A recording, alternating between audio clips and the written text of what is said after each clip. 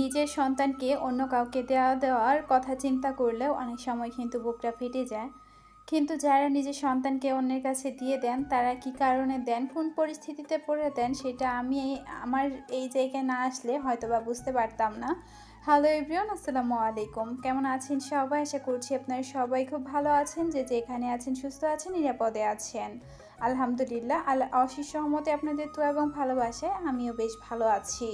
কাছে এবং দূরে, দেশ এবং দেশের বাইরে যে যেখান থেকে আজকের এই ভিডিওটি দেখছেন বা দেখবেন, সবার সুস্বাস্থ্য কামনা করে আমার আজকের এই ভিডিওটি শুরু করছি। ভিডিওটি শুরু থেকে শেষ পর্যন্ত দেখার অনুরোধ জানাচ্ছি। তো ভালো লাগার যে বিষয়টা সেটা বলবো না যে ভালো লাগবে। আজকে আপনাদের সাথে কিছু কথা শেয়ার করব। এর ভিডিওর কথাটুকু আপনারা একটু মনোযোগ দিয়ে শুনবেন, আর ভিডিওটা দেখা শেষ করে আমাকে কমেন্টে আপনাদের মতামতটা জানিয়ে যাবেন। আশা করছি এইটুকু উপকার এই ছোট্ট বোনটাকে আপনারা করতেই পারেন। তো ভিডিওটা ছিল রাতের একটা ভিডিও, রাতের এবং সকালের মিলিয়ে। গতকালকে আপনাদের সাথে ভিডিও শেয়ার করতে পারিনি, তার কারণটাও শেয়ার করছি। আপনারা কম বেশি সবাই এতদিনে জেনে গেছেন বা বুঝে গেছেন আমি মাসের 30টা দিন থেকে 29টা দিনই হয়তো বা অসুস্থ থাকি, সেটা আর নতুন করে বলতে হবে না। গতকালকে আগের দিন রাতের বেলা আপনাদের সাথে যে ভিডিওটা শেয়ার করেছিলাম, আপনারা ভিডিওতে দেখেছেন কম বেশি আমি মোটামুটি কিন্তু বেশ কিছু কাজ করে নিয়েছিলাম। সেই মানে যতটুকু আপনারা ক্যামেরায় দেখেছেন তার থেকে বেশি কাজ করেছিলাম, যেটা আমি অফ ক্যামেরায় করেছিলাম। তো আমি ভেবেছিলাম হঠাৎ করেই আমার কোমরের যে সাইডের অংশটা সেটা ব্যথা করতে থাকে, মানে কিডনির যে পাশটা এই পাশে ব্যথা করতে থাকে ডান সাইডে। তো আমি ভাবছিলাম যে হয়তো বা পুরো বাসাটা যেহেতু মুছেছি, সেই মোছার কারণে হয়তো আমার দেখা যাচ্ছে যে ব্যথাটা করছে। তো সন্ধ্যা থেকে আমি ওই জায়গাটা আলতো করে হাত দিয়ে চাপছিলাম, মানে চাপ দিচ্ছিলাম যেটা একটু আরাম পাই, ভাবছিলাম সেই কারণে বা হচ্ছে পরবর্তীতে ঠিক হয়ে যাবে।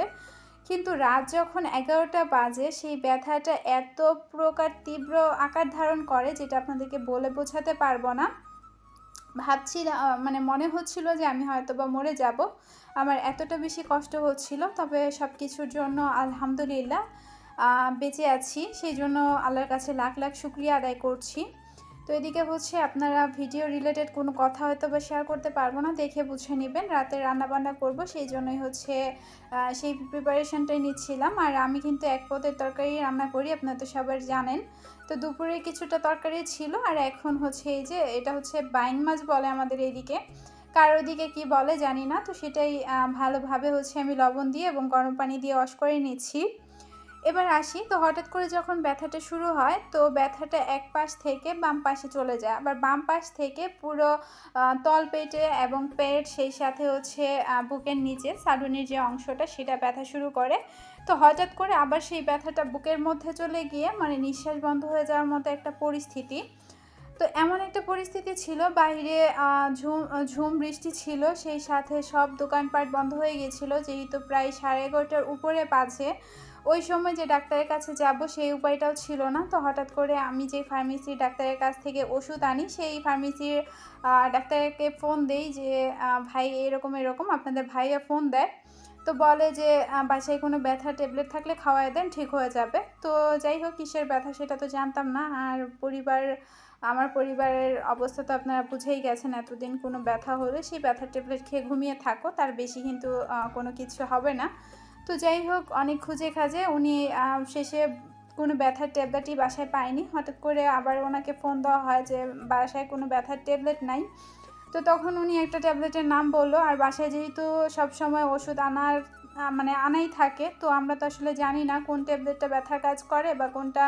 তো ডাক্তারকে বললাম যে এই ওষুধগুলো আছে, তো সেইখান থেকে উনি বললো যে এটা হচ্ছে মানে ওখান থেকে একটা নাম বলে যে দেখেন এটা আছে কি না, এটা ব্যথার ট্যাবলেট। তো পরবর্তীতে সেটা খাই, ভেবেছিলাম ব্যথা কমে যাবে, কিন্তু সেই ব্যথাটা সারা রাতেও কমেনি। তো এক পর্যায়ে আপনারা ভাইয়া অনেকক্ষণ হচ্ছে মালিশ করে দেয়, সেই সাথে হচ্ছে গরম পানি ছ্যাঁক দেয়। তো এই অবস্থায় হচ্ছে পরের রাতটা কোনো মতে ঘুমিয়েছিলাম। পরের দিন সকালবেলা উঠে আর নাস্তা বানাতে পারিনি, কিন্তু ওই সময় আপনাদের ভাই আমার সাথে এক পর্যায়ে রাগারাগি শুরু করে। মানুষটা দেখেছে সারা রাত ব্যথায় আমি কষ্ট পেয়েছি, তারপরও সকালবেলা ওনার এরকম আচরণ, সেটা তো আসলে আমি আশা করিনি। তো যারপরও যে যেরকম সে সেরকম আশাই করবে, তো এইগুলোতে আসলে অভ্যস্ত হয়ে গেছি। বাট ওই পুরোটা সময় আমি যতক্ষণ আসলে সারাটাক্ষণ যখন ব্যথাটা তীব্র হচ্ছিল তখন আমি চিৎকার করে কান্না করছিলাম। আমার শ্বশুর ছিল প্লাস আমার আম্মু ছিল, কিন্তু কেউ একটা সময় ধরে নাই যে কী হয়েছে বা একটু মালিশ করে দেই, ডলে দেই, এই কাজটা কিন্তু কেউ করে নাই। বিশেষ করে আমার মা, উনি শুধুমাত্র গরম পানিটা করে দিয়েছে এই পর্যন্ত, তার বাহিরে কেউ কিছু করেনি। আপনাদের ভাইয়া কিছুক্ষণ মালিশ করেছে, তো প্রায় রাত 1:30-2টা পর্যন্ত সে হচ্ছে ওই জায়গাটা মালিশ করেছে। কিন্তু সকালে উঠে যে ব্যবহারটা করেছে পরবর্তীতে মনে হলো যে কি দরকার ছিল এই সেবার, এটা তো আসলে প্রয়োজন ছিল না। তো যাই হোক, আসলে নাস্তা বানাইতে পারিনি, ওনার রাগ উঠেছে। তো যাই হোক, আপনাদের সাথে কথা বলতে বলতে রাতের কাজটা সেরে নিয়েছি। মানে অসুস্থ হওয়ার পরে কিন্তু এই অংশটা রাতের পরে দেখা যাচ্ছে পরের দিন সন্ধ্যার সময় ভিডিও। তো নাওয়া খাওয়া কিচ্ছু ছিল না, রান্না বান্না তো করতেই হবে। আবার রান্না করেছি, দুপুরেও রান্না করেছি, আর এখন রাতেও রান্না করতে এসেছি। তো ঘরে তেমন কোনো বাজার ছিল না, সবজি ছিল না। তো 2টা পেঁয়াজ দিয়ে একটা রসুন দেখা যাচ্ছে ব্লেন্ডারে পেস্ট করে এরপর হচ্ছে মাছ ভুনাটা করে নিয়েছি। এটা দিয়েই খাওয়া হয়ে যাবে। আর দেখতেই পেয়েছেন রাতের দুপুরের তরকারি ছিল। তো এবার আসি মেন উদ্দেশ্যে। একটা আপু বলেছিলেন তোমার বড় ছেলেকে কেন ভিডিওতে দেখা যায় না, তো তাকে হচ্ছে আমি আর সত্যি কথা বলতে বাসায় পাই না, নিচ থেকে ওকে হচ্ছে মেরে ধরে বকাঝকা করে বাসায় নিয়ে আসি যে তুই নিচে নামবি না। সে 5 মিনিট পরে হচ্ছে আবার ওখানে যে চলে যাবে। এই বাসাতে এসেছি প্রায় 2 মাস হয়ে গেল। তো এই 2 মাসে ও হচ্ছে 2 জনের মাথা ফাটিয়েছে প্লাস নিজের পা কেটেছে। এখন আপনারাই বলেন এই বাচ্চাকে আমি কিভাবে মানুষ করব। তো আমি যেহেতু সবসময় অসুস্থ থাকি, তো এক পর্যায়ে আম্মুকে বলছি যে একে আমি আসলে কয়দিকে যাব আমি, একদিকে সংসারের এই অবস্থা, একদিকে আমি নিজে অসুস্থ, এদিকে আমি কোনো ইনকাম করতে পারি না, সেই সাথে আপনাদের ভাইয়ের ইনকামের অবস্থাও তেমন একটা ভালো না। 3 বেলা খেতে পারছি, রিজিকের মালিক তো আল্লাহ, কিন্তু সন্তানদের যে একটা ভালোভাবে মানুষ করা সেটা হয়তো বা আমার দ্বারা সম্ভব হবে না। আমি নিজে চিকিৎসা না করালেও দেখা যাচ্ছে ওদের জন্য কিছুই করে যেতে পারবো না, আমি কয়দিনই বা বাঁচবো। আর এখন আমি যদি মারা যাই, আমাকে যে কবর দেওয়ার জন্য যে মাটিটা সেটাও কিন্তু নাই। আর সেইখানেও যদি মাথা গোঁজার মতো একটা ঠাঁই থাকতো, তারপরে বাচ্চাদের ভবিষ্যৎ নিয়ে আমি চিন্তা ভাবনা করতে পারতাম। কিন্তু আমি হচ্ছে একটু জমি কিনবো, বাড়ি করবো না বাচ্চাদের ভবিষ্যৎ নিয়ে এগোবো, সেটা নিয়েও আমি আসলে অনেক বেশি কনফিউজড। তো এক পর্যায়ে মাকে বললাম যে ওর ভবিষ্যতের প্রয়োজন আছে। তো আম্মু বলতেছে যে ওকে ওর বাবার কাছে দিয়ে দেওয়ার জন্য। তো আমি বললাম আমার এখানে যেভাবে যাচ্ছে ওর ওইখানে ওইভাবেই যাবে, কারণ ওইখানে ওর সৎমাই থাকবে। তো সব কিছু মিলায় দেখা যাচ্ছে বাচ্চাটার ভবিষ্যৎ আমার সত্যি অন্ধকারের দিকে। সেই কথা চিন্তা করে আমার আম্মুকে বলছি যে একটা ভালো ফ্যামিলি দেখে দেখো দিয়ে দেওয়া যায় কি না, এতে করে অন্তত বাচ্চার ভবিষ্যৎটা ভালো হবে। তো এখন আপনারা একটু মতামতটা জানিয়ে যাবেন যে আমি কি এটা ঠিক সিদ্ধান্ত নিয়েছি কি না। তো কতটা স্বার্থপর হলে আসলে এ ধরনের সিদ্ধান্ত নেওয়া যায় সেটা আমি জানি না।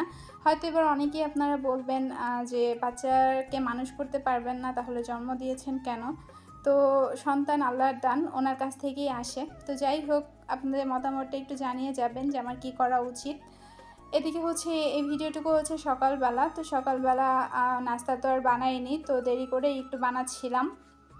দেখা যাচ্ছে যে এটা হচ্ছে তারপরের দিন, মানে আজকে সকালে একটা ভিডিও, তো রাত এবং সকাল মিলিয়েই হচ্ছে ভিডিওটা করার চেষ্টা করেছি। তো এদিকে হচ্ছে 3 জনের জন্য 3 রকম নাস্তা। এদিকে আম্মুর জন্য হচ্ছে গোলা রুটি বানিয়ে নিয়েছি, দেখতেই পাচ্ছেন মাত্র 2টা যে বানিয়েছি এমন না, আমার কাছে যে লোকটা খায় সেই লোকটাকেও হচ্ছে দিয়েছি, আর 2টা হচ্ছে আম্মুর জন্য। আর মাছ ভাজি করেছিলাম এই কড়াইটার মধ্যে, যার কারণে দেখা যাচ্ছে এটার মধ্যেই ভেজে নিয়েছি। আর খেতে কিন্তু খারাপ হয় না, মাছ ভাজির তেল দিয়ে কোনো কিছু ভাজলে দেখবেন বেশ মজাই লাগে। বাচ্চাদের জন্য নুডলস রান্না করে দিচ্ছি, দেখা যাচ্ছে অসুস্থ ছিলাম বিদায় ওদের খাওয়ারও অনেক প্রকার হচ্ছে মানে অনিয়ম হয়ে গেছে, তো বাচ্চাদের আবদার পূরণ করা আর কি। তো খেতে চেয়েছে, রান্না করে দিচ্ছি, সেই সাথে হচ্ছে আমার জন্য চা। আর আমি তো এখন কোনো কিছুই খেতে পারছি না, কেন জানি না সব কিছুতেই গন্ধ লাগতেছে, জন্ডিসটা হয়তো বা বেশি হয়ে গেছে। তো যাই হোক, নুডলসটা আমি নর্মালি রান্না করে নিচ্ছি, ওই যে বলেছিলাম বাসায় একটা সবজি নাই, সেই সাথে কিন্তু পেঁয়াজও শেষ। তো নর্মালি এভাবেই রান্না করলে বাচ্চারা দেখছি খেয়ে নেয়। আর এটা যেই প্যাকেটটা, এটা আসলে নামটা জানি কি, ফুওয়াং না কি যেন একটা নুডলসের নাম। তবে এইটার যে মশলাটা এটা কিন্তু অনেকটাই ঝাল ঝাল টাইপের, তো বাচ্চারা কিন্তু পুরোটা খেতে পারে না। আর সেই সাথে একটু লবণটা বেশি, তো আমি এখানে একটু সস দিয়ে দিব যাতে লবণটা কম হয়। আর ওই যে কিছুদিন আগে বলেছিলাম যে সসটা এখন রাখি, কারণ সব খাবার খেতে এখন কেন জানি না রুচি হয় না, একটু সস দিয়ে খেলে দেখা যাচ্ছে বেশ ভালো লাগে। তো এই আর কি, সেই কারণে সসটা আনানো। আর আপনাদের সাথে কথা বলতে বলতে নুডলসটা কিন্তু প্রায় রান্না হয়ে গেছে, মানে এখন হচ্ছে আমি নামিয়ে নিব। ভিডিওর এ পর্যন্ত যারা যে আমার সাথে আছেন কিন্তু ভিডিওতে একটা লাইক দিতে ভুলে গেছেন, প্লিজ একটা লাইক দিয়ে দিবেন। চ্যানেলে নতুন হয়ে থাকলে চ্যানেলটি সাবস্ক্রাইব করে পাশে থাকা বেল অপশনটি প্রেস করে অল অপশনটি সিলেক্ট করে দিবেন। এতে করে আমি যখনই ভিডিও আপলোড করব নোটিফিকেশন পৌঁছে যাবে আপনার কাছে, আর আপনি আপনার সময় সুযোগ করে কিন্তু দেখে নিতে পারবেন। আর এখন হচ্ছে আমি আমার জন্য চা বানিয়ে নিচ্ছি। তো আম্মু হচ্ছে নাস্তা করে ঘুমিয়ে গেছে, আর বাচ্চারা তো নুডলসই খাচ্ছে। আর আমি ওই যে বললাম আমার কাছে এখন সব খাবারই কেমন জানি একটা লাগছে, খেতে পারছি না। তো এখন হচ্ছে চাটা বসিয়ে দিয়ে আমি নুডলসটা হচ্ছে বাটিতে ঢেলে নিচ্ছি। তবে ছোট বাচ্চাটা খেতে পারেনি, বড়জন খেয়েছে। আর আমি তো আসলে আটা জাতীয় যে জিনিসটা সেটা তো একেবারেই খেতে পারছি না। আর নুডলসটা যেহেতু নর্মালি রান্না করেছি, এটা যে মশলা এটা কিন্তু প্রচুর স্পাইসি, যারা এটা খান তারা একমাত্র বুঝতে পারবেন। তো নুডলসটা বেড়ে ওদেরকে দিয়ে আসছি, সেই সাথে কিন্তু আমার চাটা হয়ে গেছে। তো চা পাতি একটু কড়া করে দিয়েছি, যে খেতে পারি সেই ভেবে দিয়েছিলাম, কিন্তু পরবর্তীতে চাটা আর খেতে পারিনি। 1 কাপ চা আমরা 3 জন মিলেও শেষ করতে পারিনি, কেন জানি না। আমি তো জাস্ট খালি রুটিটুকু খেয়েছিলাম চা দিয়ে। আমার ছোট ছেলে সেখান থেকে একটু খেয়েছে, খেয়ে বলে যে তিতা হয়েছে, ওই যে চায়ের লিকারটা একটু বেশি হয়ে গেছে, মানে পাতিটা একটু বেশি হয়ে গেছে চার তুলনায়। তো প্রথম ভেবেছিলাম এখানে 1 কাপ হবে, কিন্তু পরবর্তীতে দেখলাম যে 1 কাপেরও বেশি হয়েছে। আর এই তো দোকান থেকে একটা রুটি আনিয়ে নিয়েছি। তো এই হচ্ছে খাবার। তো আজকের মতো এখানেই বিদায় নিচ্ছি। সবাই ভালো থাকবেন, সুস্থ থাকবেন। আল্লাহ হাফেজ, আসসালামু আলাইকুম।